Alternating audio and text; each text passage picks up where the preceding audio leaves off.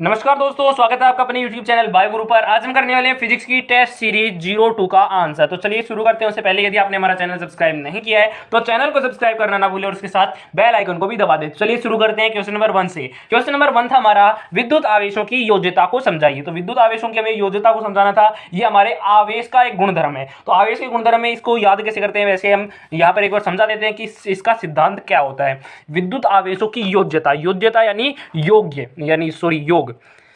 हम क्या करेंगे, विद्युत आवेशों का योग करेंगे। यानी हमें किसी भी वस्तु, जैसे हम यहाँ पर वस्तु ले लेते हैं, कोई भी वस्तु, अब इस वस्तु में अगर हमें आवेश निकालना है तो हम क्या करेंगे, विद्युत आवेशों का योग करेंगे। इसी को हम क्या कहते हैं, विद्युत आवेशों की योज्यता कहते हैं। लेकिन वो योग कैसा होता है, बीजगणितीय होता है। अब बीजगणितीय का मतलब क्या होता है कि कोई भी वस्तु है उस पर जो आवेश है उसको हम क्या करेंगे, जो प्लस आवेश है उसको प्लस में लेंगे, माइनस आवेश है उसको माइनस में लेंगे। जैसे ये वस्तु है, इस पर हमें आवेश निकालना है। जैसे इस पर पहले से आवेश दिया हुआ है -q +2q, फिर -3q और +2q। इस तरह से हमें आवेश दे रखा है। या फिर यहाँ पर हम 3q ले सकते हैं और यहाँ पर हम ले लेते हैं +q। इस तरह से हमें 5 आवेश इस पर दे रखे हैं। अब हमें पूछ रहा है कि इस वस्तु पर आवेश कितना होगा, तो हम क्या करेंगे, विद्युत आवेशों का योग करेंगे, यानी विद्युत आवेशों की योज्यता को अपनाएंगे। यहाँ पर हम क्या करेंगे, अगर वस्तु निकालना है, हमें क्यों निकालना है, कितना होगा आवेश, तो कैसे निकालेंगे, इनका बीजगणितीय योग करेंगे। जैसे -q, फिर +2q, फिर +q, फिर -3q और फिर +3q। तो यहाँ पर क्या होगा, -q से +q कट जाएगा, -3q से +3q कट जाएगा। इस तरह से इसका आंसर आ जाएगा 2q। यानी इस पर अगर हमें आवेश पूछाएगा क्या, तो कितना होगा, 2q होगा। यानी कोई भी वस्तु है उस पर अगर आवेश निकालना है तो हम क्या करेंगे, उसके बीजगणितीय योग, उसके जो आवेश है उसके अंदर उपस्थित उनका बीजगणितीय योग कर देंगे और जो आवेश हमारा निकल कर आएगा और वो होगा वस्तु पर कुल आवेश। तो चलिए अब इसकी परिभाषा देखते हैं। इसकी परिभाषा क्या होगी, इसकी परिभाषा होगी किसी भी निकाय यानी किसी भी वस्तु में अगर हमें कुल आवेश निकालना है तो उसके लिए हम क्या करेंगे, उसमें उपस्थित सभी आवेशों की बीजगणितीय योग करेंगे और फिर उसका मान उसके बराबर होगा। यानी उसका, अगर हम सभी आवेशों का बीजगणितीय योग करेंगे तो उसके जो कुल आवेश हैं उनके बराबर होगा। इससे हम क्या कहते हैं, विद्युत आवेशों की योज्यता कहते हैं। तो पहला क्वेश्चन ये हो गया। उसके बाद में सेकंड क्वेश्चन करते हैं। सेकंड क्वेश्चन क्या है, एक कप जल, यानी एक कप जल हमने ले लिया, उसमें अगर माने 250 ग्राम जल, तो 250 ग्राम जल में कितनी मात्रा में धन और ऋण आवेश होते हैं। यानी जो 250 ग्राम हमने जल लिया है कप में, उसके अंदर धन और ऋण आवेश कितने होंगे, उनकी हमें मात्रा बतानी है। तो पहले तो हम यहाँ पर लिख लेते हैं हमें क्या क्या दिया हुआ है।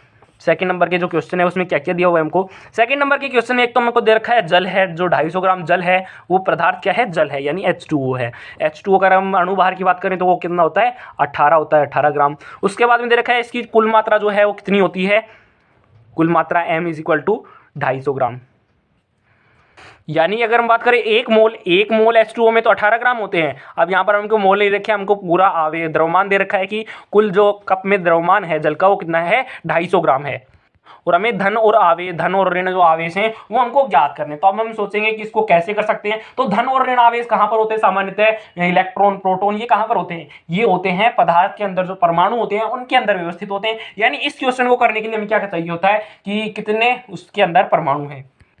यानी कि सबसे पहले तो हम ये निकालेंगे कि जो 250 ग्राम जल है उसके अंदर परमाणु कितने हैं, फिर परमाणुओं के अंदर प्रोटॉन और इलेक्ट्रॉनों की संख्या देखेंगे। चलिए शुरू करते हैं परमाणुओं की संख्या से, कि उसके परमाणुओं की संख्या कैसे निकालें। तो उसके लिए हम क्या करते हैं, मोल कॉन्सेप्ट लेते हैं। अब हम क्या करेंगे, मोल निकालेंगे। एक मोल में तो कितना होता है, 18 ग्राम। अब अगर हमें मोल निकाला है 250 ग्राम में, तो हम क्या करेंगे, 250 ग्राम में 18 का भाग दे देंगे। इसको हम इस तरह समझ सकते हैं, जैसे कोई हमने एक पेन ले लिया, एक पेन की कीमत मान लीजिए 5 रुपए है। एक कीमत की जो कीमत है वो कितनी है, 5 रुपए है, और हमने कुल खरीदे हैं 25 रुपए की। तो अगर हमें पेन की कीमत निकाली, यानी पेन कितने लिए हैं, तो उसके लिए हम क्या करते हैं, जैसे एक पेन ले लिया हमने 5 रुपए का, और टोटल पेन हमने लिए हैं एन हम मान सकते हैं, एम मान सकते हैं 25 रुपए के। यानी एक पेन आता है 5 रुपए का और जो हमने पेन लिए हैं वो लिए हैं 25 रुपए के। तो अगर हमें किसका मान निकालना है, हमें निकालना है कितने पेन लिए हैं। तो पेन के लिए हम क्या करेंगे, 25 में से 5 का भाग दे देंगे। उसी तरह से ये हो रहा है कि एक मोल जो हाइड्रोजन है उसमें तो 18 ग्राम होते हैं, लेकिन हमारा कुल जो द्रव्यमान है वो कितना है, 250 ग्राम है। तो हम मोल निकालने के लिए क्या करेंगे, इसमें से भाग दे देंगे, तो ये हमारा मोल निकल कर आ जाएगा। यहां पर मोल क्या होगा, इसको हम काटेंगे नहीं, सिंपल, क्योंकि सिंपली ये कट नहीं रहा है, तो बाद में जब कटेगा वहां पर देख लेंगे। तो यहां पर अभी तक हमारा मोल निकल कर आ गया कि जो 250 ग्राम जल हमने लिया है उसके अंदर इतने मोल उपस्थित होंगे। अब मोल हमारे आ गए। अब मोल के लिए हम क्या करेंगे, अब हम परमाणुओं की संख्या ज्ञात करेंगे, परमाणु या फिर अणु की संख्या ज्ञात करेंगे कि इसके अंदर अणु कितने होंगे।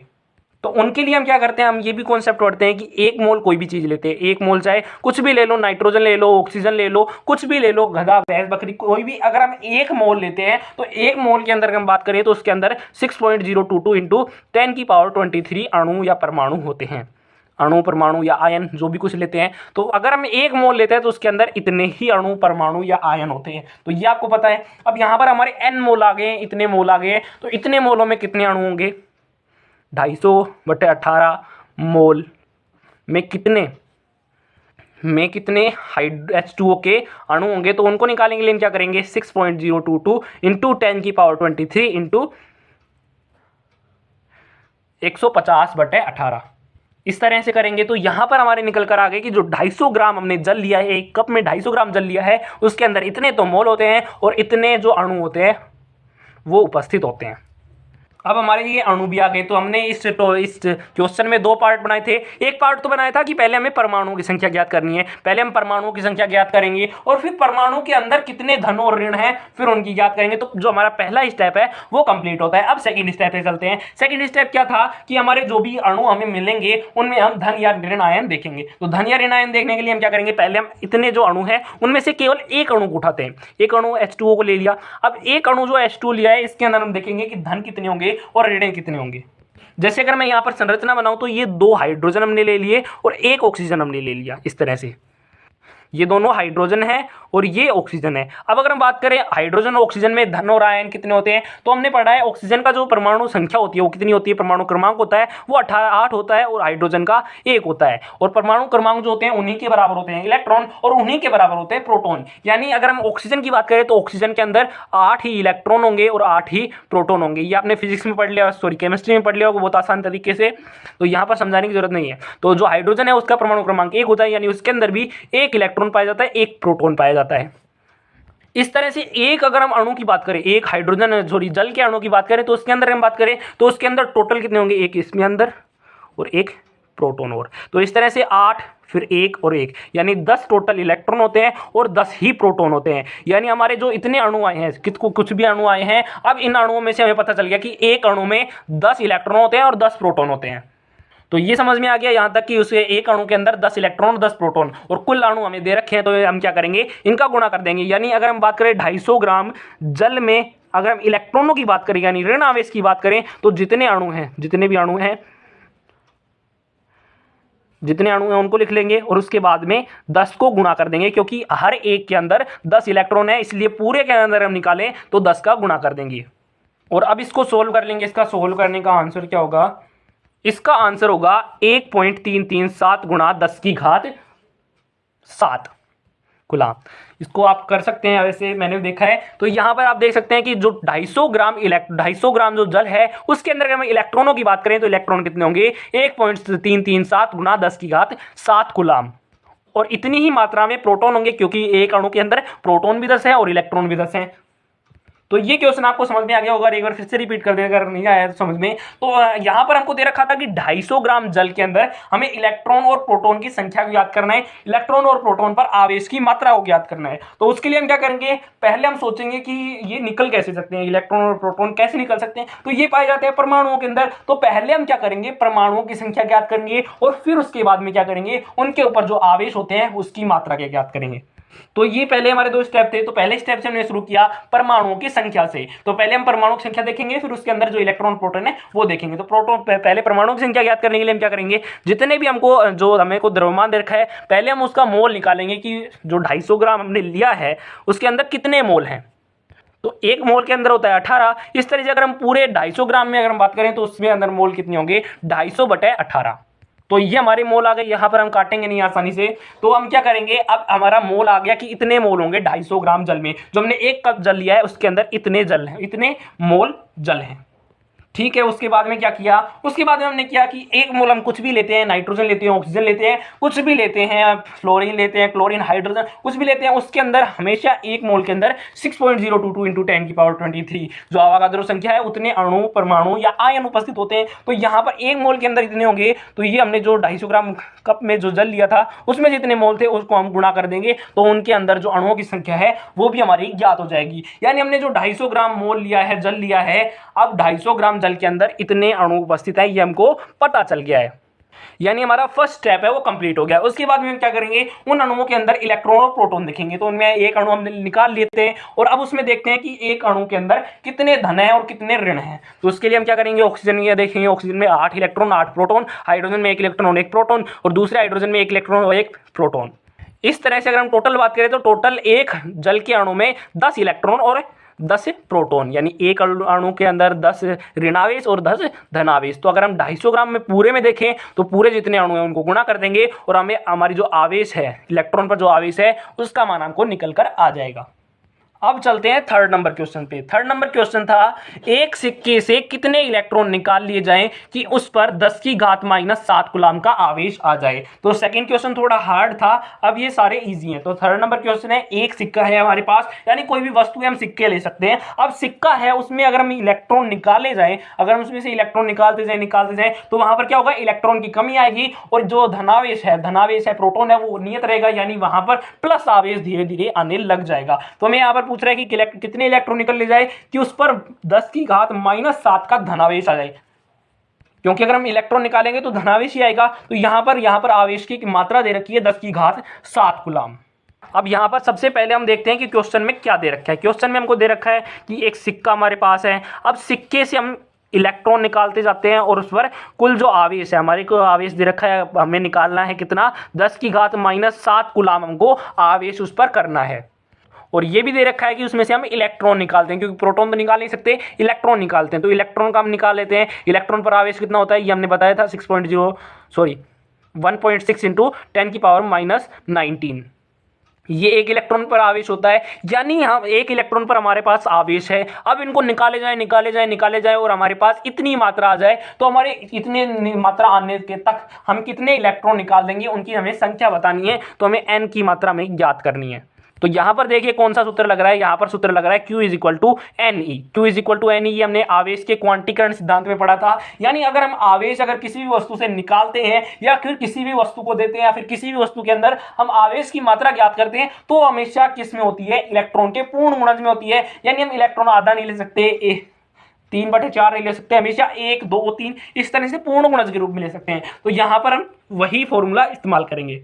हमें टोटल आवेश दे रखा है Q, तो यहाँ पर 10 की घात -7 और n की मात्रा में ज्ञात करनी है, और इलेक्ट्रॉन दे रखे हैं, इलेक्ट्रॉन की जो आवेश मात्रा है वो दे रखी है। तो अगर हमें यहाँ पर निकालना है कि कितने इलेक्ट्रॉन दिए जाएंगे, तो उसके लिए हम क्या करेंगे, इसको यहाँ पर भाग दे देंगे, ये नीचे आ जाएगा इसके 10 की घात -7 बटा 1.6 गुणा 10 की घात -19। और इस तरह से अगर हम इनको सोल्व करते हैं तो सोल्व करने पर इसका मान आता है 6.25 गुणा 10 की घात 11 इलेक्ट्रॉन।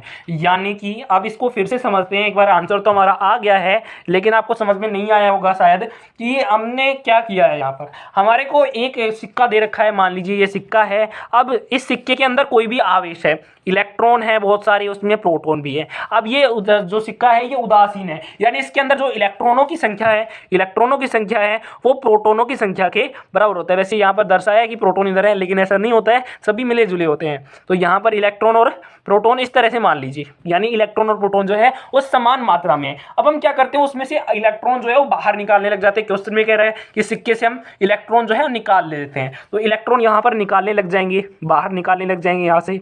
तो क्या होगा, इसके अंदर जो इलेक्ट्रॉन की मात्रा है वो कम रहेगी, प्रोटॉन की बढ़ेगी। यानी कुल अगर हम बात करें तो इसमें धनावेश जो है वो आ जाएगा। और धनावेश कितना आएगा, हम एक इलेक्ट्रॉन को ऊपर कितना आवेश होता है ये हमने पढ़ा था, एक इलेक्ट्रॉन के ऊपर कितना आवेश होता है, ये संख्या आपको याद रखनी पड़ेगी। ये क्वेश्चन में दे भी सकता है और नहीं भी दे सकता है, ये आपको याद ही रखनी पड़ेगी कि एक इलेक्ट्रॉन पर जो द्रव्यमान है, एक इलेक्ट्रॉन पर जो आवेश है वो भी आपको याद रखना पड़ेगा और द्रव्यमान भी याद रखना पड़ेगा। तो ये हमने आवेश याद रख रखा है कि अगर हम एक इलेक्ट्रॉन इसमें से निकालते हैं तो इसमें से 1.6 गुणा 10 की घात -19 कूलम भी निकाल लेते हैं। यानी इतना जो हमारा ऋणावेश है वो इससे बाहर निकल जाता है और इतना ही इस पर धनावेश उपस्थित हो जाता है। ये आपको समझ में आ रहा होगा कि धनावेश यहाँ पर क्यों आया है। 2 इलेक्ट्रॉन निकालते हैं, दूसरा इलेक्ट्रॉन निकालते हैं तो इसका डबल हो जाता है, 3.2 गुणा 10 की घात माइनस 19 गुलाम हो जाता है। यानी 2 इलेक्ट्रॉन रहते हैं उससे दुगना आवेश निकल जाता है। 3 इलेक्ट्रॉन निकाल लेते हैं तो उसका 3 गुना बाहर निकाल लेते हैं और उसी का 3 गुना जो है वो इस पर आवेश आ जाता है। इस तरह से हम इलेक्ट्रॉन निकालते जाते हैं और आवेश उस पर धनावेश जो है वो आता जाता है, ऋणावेश निकालते हैं और धनावेश आता जाता है। तो अब ये पूछ रहा है कि कितने इलेक्ट्रॉन निकाले जाएं कि इस पर जो आवेश है वो प्लस 10 की घात माइनस 7 हो जाए।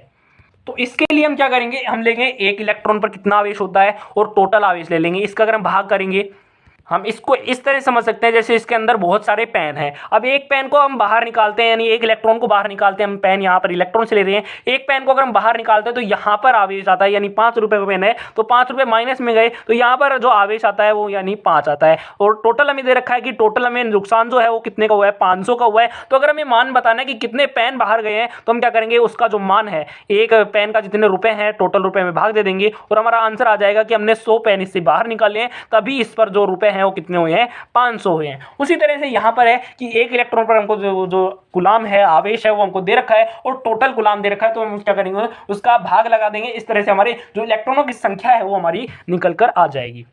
तो ये समझ में आ गया होगा तीसरा क्वेश्चन भी। चलिए क्वेश्चन नंबर 4 पे चलते हैं। क्वेश्चन नंबर 4 है, किसी धातु के गोले को 1 कूलाम से धनावेशित करने में उससे कितने इलेक्ट्रॉन निष्कासित करने होंगे। तो यहां पर भी सेम टू सेम वही क्वेश्चन है, उसका बस मान बदल रखा है। क्वेश्चन नंबर 4 में क्या कह रहा है कि कोई धातु का गोला है, ये हमने गोला बना लिया, उसमें से हम कह रहे हैं 1 कूलम आवेश से धनावेशित करने के लिए उसे कितने इलेक्ट्रॉन निष्कासित करने होंगे। यानी यहाँ पर भी क्या है, इलेक्ट्रॉन जो है वो बाहर जा रहे हैं, यहाँ पर ऋणावेश जो है वो बाहर जा रहा है और इस पर पॉजिटिव चार्ज जो है वो अंदर आ रहा है। पॉजिटिव चार्ज वैसे अंदर नहीं आता, लेकिन कैसे होता है, इलेक्ट्रॉन बाहर जाते हैं तो पॉजिटिव बढ़ने के कारण उसमें पॉजिटिव चार्ज आ जाता है। तो ये कह रहा है कि कितने इलेक्ट्रॉन निकाले जाएं कि उस पर 1 कूलम आवेश आ जाए। तो उसी तरह से एक पेन निकालते तो 5 रुपए, उसी तरह से पूछ रहा है कि कितने पेन निकालें कि वहां पर 400 रुपए हमें लॉस में हो जाए। तो हम क्या करेंगे, 5 का भाग लगा देंगे और सीधा हमारा आंसर आ जाएगा। उसी तरह से ये पूछ रहा है कि इलेक्ट्रॉन कितने निकाले जाए कि उस पर 1 कूलम का आवेश आ जाए, यानी क्यों हमें दे रखा है 1 कूलम। उसके बाद में 1 इलेक्ट्रॉन है, उस पर अगर गुलाम की बात करें तो 1.6 गुना 10 की घात माइनस 19 गुलाम, और हमें n की संख्या बतानी है कि n की संख्या कितनी होगी। तो वही फॉर्मूला हमारा लग जाएगा, Q = NE।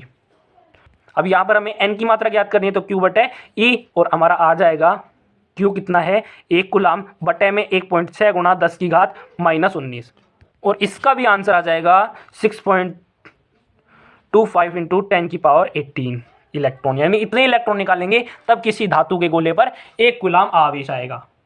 तो ये काफी सरल था, इसको रिपीट करने की जरूरत नहीं है क्योंकि तीसरे क्वेश्चन भी सेम टू सेम इसी तरह का था। अगला क्वेश्चन है क्वेश्चन नंबर 5, 12.5 गुना 10 की घात 18 इलेक्ट्रॉन के आवेश की गणना कीजिए। तो यहां पर पहले हम लिख लेते हैं कि क्या दे रखा है हमको। 5th क्वेश्चन में कह रहा है, पहले हम क्वेश्चन को समझेंगे फिर उसके बाद में लिखेंगे कि इसके अंदर क्या दे रखा है और फिर हम उसका आंसर निकालेंगे। तो पहले हम पढ़ते हैं कि इसके अंदर दे क्या रखा है और हमें निकालना क्या है। पहले हम क्वेश्चन को समझते हैं, क्योंकि क्वेश्चन को अगर हम समझेंगे तो 50% जो हमारा क्वेश्चन है वो आसानी से सोल्व हो जाएगा क्वेश्चन को समझने मात्र से। तो यहां पर देखिए क्या होगा, 12.5 गुना 10 की घात 18 इलेक्ट्रॉन, यानी हम इतने इलेक्ट्रॉन जो है वो निकाल लेते हैं किसी भी वस्तु में, या फिर इतने इलेक्ट्रॉन जो है वो किसी वस्तु में रखे हुए हैं तो उस वस्तु पर आवेश की मात्रा क्या होगी। यानी कि ये इस तरह से हम समझ सकते हैं कि कोई वस्तु है उस पर जो आवेश की मात्रा है, जो कोई वस्तु है मान लीजिए उदासीन है, ये मान लीजिए कोई वस्तु उदासीन है। अब इसके अंदर हमने इलेक्ट्रॉन डाल दिए कितने, 12.5 गुना 10 की घात 18 इलेक्ट्रॉन डाल दिए। अब इस वस्तु पर कितना ऋणावेश आ जाएगा, यानी आवेश की हमें गणना करनी है। तो इसके लिए हमें पहले हम लिख लेते हैं क्या दे रखा है, हमें क्यों दे रखा है, इसके अंदर आवेश कितना आएगा, 12.5 गुना 10 की घात 18। अब ऐसे तो नहीं है कि इलेक्ट्रॉन जो है वो हाफ नहीं हो सकते, यानी पूर्ण गुणज के रूप में ही आएंगे। तो यहां पर भी वही लगेगा, जैसे 1 इलेक्ट्रॉन का हम बात करें तो 1 इलेक्ट्रॉन पर कितना होता है, 1.6 गुना 10 की घात माइनस 19 गुलाम। यानी कि यहां पर हमें थोड़ा सा बदल दिया है क्वेश्चन को। क्वेश्चन में कह रहा है कि एक जो पेन है वो हमारे 5 रुपए का आता है। अब एक पेन 5 रुपए का आता है, अब पेन को हमें संख्या दे रखी है कि 20 जो पेन है, जो 5 रुपए वाला पेन है, 20 पेन है, उनको हम यहाँ पर ट्रांसफर कर देते हैं। तो इस पर जो आवेश है इसको कितने रुपए देने पड़ेंगे उसकी हमें संख्या बतानी है। पहले क्या दे रखा था, पहले हमें दे रखा था कि इसको कितने रुपए दे दिए हैं, रुपए हमको दे रखे थे और हमें पेन निकालने थे। यहाँ पर हमको पेन दे रखे हैं और रुपए निकालने हैं। यानी कि 1 इलेक्ट्रॉन पर हमें आवेश दिया, हमको आवेश पता ही है। अब ये कह रहा है कि इतना आवेश दिया जाता है, मतलब इतने इलेक्ट्रॉन दिए जाते हैं, तब आवेश कितना होगा, कूलम कितना होगा।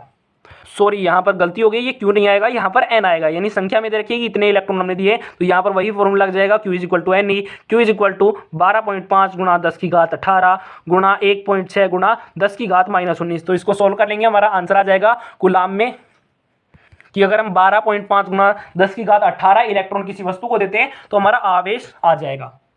तो इस तरह से ये क्वेश्चन सोल्व हो जाएगा। अगला क्वेश्चन देखिए, क्वेश्चन नंबर 6।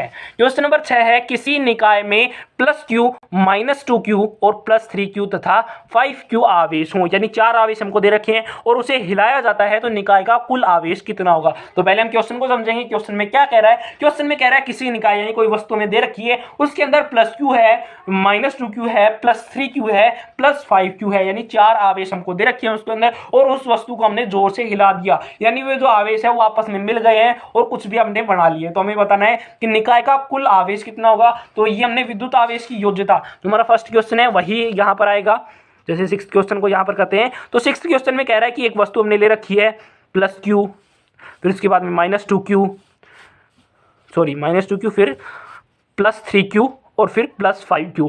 अब इस वस्तु को हम जोर से हिलाते हैं तो ये आवेश आपस में मिल जाते हैं, इनका हमके लेना देना नहीं है। हमें क्या पता है कि विद्युत आवेश की योज्यता के अनुसार किसी भी वस्तु पर अगर हमें आवेश निकालना है, चाहे उस वस्तु को हिलाया जाता है, कुछ भी किया जाता है, वस्तु के शेप से भी कोई नहीं पड़ता है। हमें क्या देखना है, उसके जो आवेश है उनका बीजगणितीय योग करना है, यानी ये जो आवेश है इनका सभी का बीजगणितीय योग कर देंगे और इस वस्तु पर कुल आवेश जो है हमारा आ जाएगा। जैसे +q -2q +3q +5q।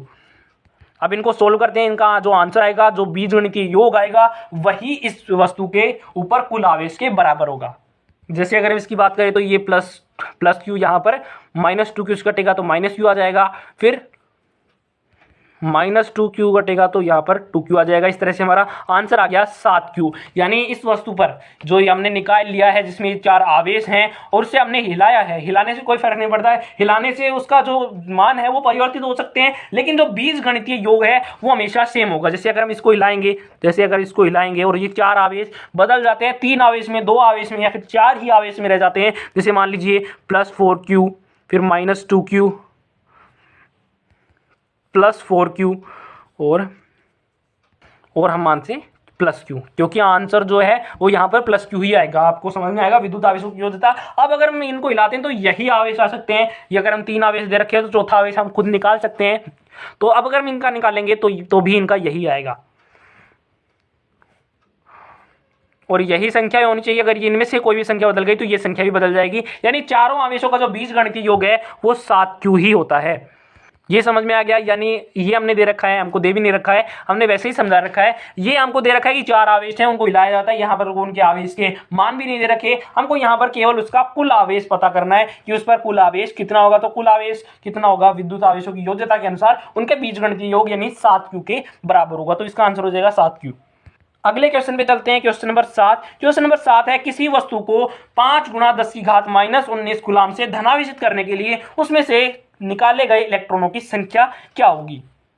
तो पहले क्वेश्चन को समझेंगे, क्वेश्चन में क्या कह रहा है। हमें कोई वस्तु दे रखी है, उस पे हमें धनावेशित करना है, यानी उसमें से इलेक्ट्रॉन निकालने। अब ये पूछ रहा है कि उसमें से कितने इलेक्ट्रॉन निकाले जाए, उसमें से निकाले गए इलेक्ट्रॉनों की संख्या क्या होगी, यानी उसमें से कितने इलेक्ट्रॉन निकाले जाएं कि उस पर धनावेश आ जाए। धनावेश तो हमें यहाँ पता ही आएगा, क्योंकि इलेक्ट्रॉन निकलेंगे तो धनावेशित होगा। अब हमें उसका मान दे रखा है कि इतना आना चाहिए, तो हमें कितने इलेक्ट्रॉन निकालने पड़ेंगे। तो यहाँ पर लिख लेते हैं पहले 7वें क्वेश्चन में कि कोई वस्तु मेरे को दे रखी है, गोला ले लेते हैं या फिर कोई भी वस्तु ले सकते हैं। अब इसमें से हमने इलेक्ट्रॉन निकाल दिए, तो पॉजिटिव चार्ज आएगा। अब ये कह रहा है कि इतना पॉजिटिव चार्ज आता है 5 × 10⁻−19 कूलाम आवेशित करने के लिए इसमें से कितने इलेक्ट्रॉनों को बाहर निकालने की पड़ेगी, यानी इनकी n संख्या हमको ज्ञात करनी है। तो पहले हम लिख लेते हैं क्या क्या हमको दे रखा है। Q दे रखा है हमको 5 × 10⁻−19, फिर हमें इलेक्ट्रॉन का मान भी पता है 1.6 × 10⁻−19। ये हमने ऊपर समझ लिए थे काफ़ी आसानी तरीके से, तो ये हमारा बहुत आसान तरीके से हो जाएगा, क्योंकि हमने ऊपर समझ रखा है कि एक इतने होता है, 2 निकाल दे, 2 इलेक्ट्रॉन निकाल दे तो 2 गुना आवेश आ जाता है, 3 गुना निकाल दे तो 3 गुना आवेश आ जाता है। इस तरह से कितने इलेक्ट्रॉन निकाल दे कि इतना आवेश आ जाए, तो ये कूलाम कूलाम में होंगे। तो चलिए इनको सोल्व करते हैं। Q = Ne, यानी एक इलेक्ट्रॉन पर जो आवेश होगा, अगर हम उसका 3 × 3 इलेक्ट्रॉन देते तो 3 गुना करते तो आवेश हमारा निकल कर आ जाता है। तो यहाँ पर आवेश का मान लिख लेते हैं -19। n की हमें संख्या ज्ञात करनी है 1.6 गुणा 10 की घात -19। तो n की संख्या ज्ञात करने के लिए इसमें से भाग दे देंगे 5 गुणा 10 की घात -19 बटा 1.6 गुणा 10 की घात -19। तो ये आपस में कट जाएंगे और इनका मान आ जाएगा।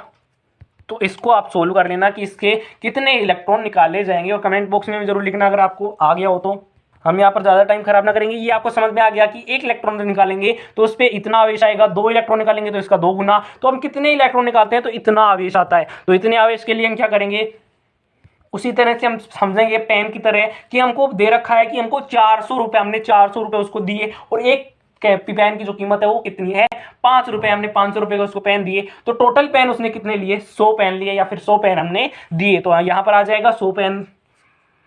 जैसे हमारा 100 पेन आ गया, उसी तरह से यहाँ पर भी करेंगे कि टोटल हमने जो आवेश दिया है वो कितना दिया है 5 गुणा 10 की घात -19 हमने उसको दिया है। प्रत्येक की कीमत, प्रत्येक का जो इलेक्ट्रॉन का मान है वो कितना है 1.6 गुणा 10 की घात -19। तो टोटल अगर संख्या याद करनी है तो उन दोनों का भाग दे देंगे और हमारा आंसर आ जाएगा। तो ये समझ में आ गया होगा। तो चलिए अगले क्वेश्चन पे चलते हैं। क्वेश्चन नंबर 8 है, ऐसा कौन सा कण है जिसका विराम द्रव्यमान 0 हो और वह कण अनावेशित हो। तो ऐसा कौन सा इलेक्ट्रॉन होता है, कौन सा परमाणु के अंदर कौन सा कण होता है, तो उसका आंसर हो जाएगा फोटोन। 8 नंबर हो जाएगा फोटोन। यानी जो फोटोन है उसका विराम द्रव्यमान 0 होता है और वो अनावेशित होता है। इलेक्ट्रॉन पर ऋणावेश, जो प्रोटॉन होते हैं उस पर धनावेश, और फोटोन जो होते हैं वो अनावेशित होते हैं। तो ये काफी इंपॉर्टेंट है, तो इसको आपको याद रखना है। फोटोन अनावेशित होते हैं और उसका विराम द्रव्यमान जो होता है वो 0 होता है। अगला क्वेश्चन है क्वेश्चन नंबर 9, 7n14 यानी 7n14 यानी नाइट्रोजन, अगर बात करें नाइट्रोजन परमाणु बात करें तो नाइट्रोजन परमाणु का जो नाभिक है उस पर आवेश का मान कूलाम में लिखिए। यानी हमारे पास एक नाइट्रोजन का परमाणु है, उसके नाभिक यानी बीच का जो सेंटर पॉइंट होता है जहां पर प्रोटॉन उपस्थित होते हैं, तो वो जो प्रोटॉन होते हैं उस पर कुल आवेश का मान क्या होगा उसको हमें कूलाम में लिखना है। तो उसके लिए पहले हम क्या करेंगे, समझ लेते हैं इस क्वेश्चन में क्या कह रहा है। 90 क्वेश्चन में ये हमारा मान लीजिए नाइट्रोजन परमाणु है। अब इसके नाभिक यानी जो प्लस होता है, जिस जहां पर जो परमाणु होते हैं प्रोटॉन होते हैं वो सारे इकट्ठा होते हैं। यानी इसका जो धनावेश होता है वो बिल्कुल बीच में होता है, सभी का धनावेश बीच में होता है। तो यहाँ पर जो बीच पॉइंट है इस पर आवेश कितना होगा, क्यू कितना होगा, इसका मान हमको बताना है। तो यहाँ पर क्या होंगे, यहाँ पर प्रोटॉन होंगे। प्रोटॉन का हमको पता है, प्रोटॉन जो होते हैं उनका जो आवेश होता है वो कितना होता है 1.6 गुणा 10 की घात -19 कूलाम। बिल्कुल इलेक्ट्रॉन के समान ही होते हैं, लेकिन ये पॉजिटिव होते हैं और वो नेगेटिव होते हैं। अब हमको क्या पता चल गया कि एक प्रोटॉन पर जो आवेश होता है वो इतना होता है और कुल आवेश हमको पता करना है। तो कुल आवेश के लिए और संख्या क्या होनी चाहिए, इसकी संख्या भी होनी चाहिए कि कितने प्रोटॉन है। जैसे अगर हम बात करें इसके अंदर, जैसे हमको ये पता चल गया कि इसके अंदर जो पेन का जो प्राइस है वो कितना है 5 है। हमको ये पता चल गया है पेन का प्राइस कितना है 5 है। अब हमको ये थोड़ा बता सकते हैं इसमें कितने रुपए के पेन रखें, इसके लिए हमको ये भी पता होना चाहिए कि इसके अंदर कितने पेन है और प्राइस का तो हमको पता ही, फिर हम दोनों का गुणा कर देंगे। उसी तरह से प्रोटॉन का हमें कूलाम तो पता चल गया, उसका आवेश तो पता चल गया, लेकिन हमको पूरे जो प्रोटॉन है उनकी संख्या का पता नहीं चला है। तो संख्या कैसे निकालेंगे, जो हमको यहाँ पर दे रखा है नाइट्रोजन का ये जो दे रखा है, या फिर हमको सीधा भी याद होगा नाइट्रोजन का परमाणु क्रमांक कितना होता है 7 होता है। 7 परमाणु क्रमांक होता है, यानी उसके अंदर 7 ही इलेक्ट्रॉन होते हैं और 7 ही प्रोटॉन होते हैं। यानी इसके नाभिक के अंदर जो प्रोटॉन है उनकी संख्या कितनी होगी 7 होगी। तो ये हमको पता चल गया Q = Ne लगा देंगे। कुल आवेश हमको ज्ञात करना है, 7 टोटल प्रोटॉन है, एक प्रोटॉन पर कितना आवेश है 1.6 गुणा 10 की घात -19। तो कुल आवेश हमारा निकल कर आ जाएगा। तो इस तरह से ये सोल्व हो जाएगा। अगर नहीं समझ में तो एक बार फिर से रिपीट कर देते हैं। इसका मान कैसे ज्ञात करेंगे, पहले तो हम ये निकालेंगे कि इसके प्रोटॉन कितने हैं। एक प्रोटॉन पर आवेश पता चल गया, अब टोटल प्रोटॉन कितने, फिर इन दोनों को गुणा कर देंगे। तो प्रोटॉन कैसे निकालते हैं, परमाणु क्रमांक के हिसाब से, या फिर क्वेश्चन में दिया भी होता है। क्वेश्चन में दिया नहीं होता है तो परमाणु क्रमांक के हिसाब से निकालेंगे। इसका परमाणु क्रमांक कितना होता है 7, यानी इसके अंदर 7 इलेक्ट्रॉन 7 ही प्रोटॉन। तो 7 प्रोटॉन निकल कर आ गए। 7 प्रोटॉन है, एक प्रोटॉन पर इतना चार्ज है, तो टोटल 7 प्रोटॉन पर कितने चार्ज होंगे वो हम इसको गुणा कर लेंगे और हमारा आंसर आ जाएगा। तो इस तरह से ये क्वेश्चन भी हो जाएगा। अगला क्वेश्चन है, एबोनाइट की छड़ को फर से रगड़ने पर एबोनाइट की छड़ ऋणावेशित क्यों हो जाती है।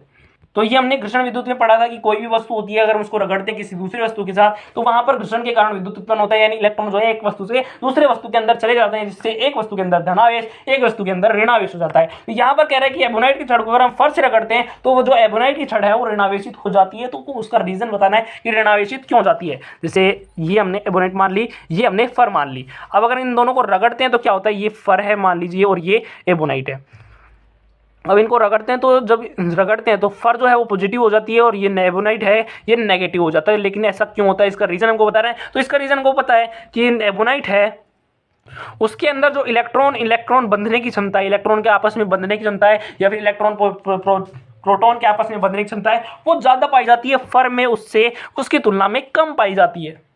फर के जो इलेक्ट्रॉन होते हैं वो कम बंधे हुए होते हैं, फर कोई वस्तु होती होगी तो फर के जो इलेक्ट्रॉन होते हैं वो आपस में कम बंधे हुए होते हैं, जबकि सॉरी जो एबोनाइट है उसके इलेक्ट्रॉन आपस में ज़्यादा बंधित होते हैं। जब इनको रगड़ते हैं तो क्या होता है, इसके इलेक्ट्रॉन पहले निकल जाते हैं और पहले निकलने के कारण क्या होता है, ये एबोनाइट में चले जाते हैं, एबोनाइट में चले जाते हैं, जिससे यहाँ पर क्या होगा, इलेक्ट्रॉन की कमी होगी, जिससे यहाँ पर तो पॉजिटिव चार्ज आ जाएगा और यहाँ पर जो प्रोटॉन है वो तो स्थिर रहेंगे, लेकिन इलेक्ट्रॉनों की मान ज़्यादा बढ़ता जाएगा, यानी यहाँ पर नेगेटिव चार्ज है वो बढ़ता जाएगा, जिससे ये नेगेटिव चार्ज हो जाएगी। तो ये इसका रीज़न हो गया। अब इसकी थ्योरी देख लेते हैं कैसे होता है।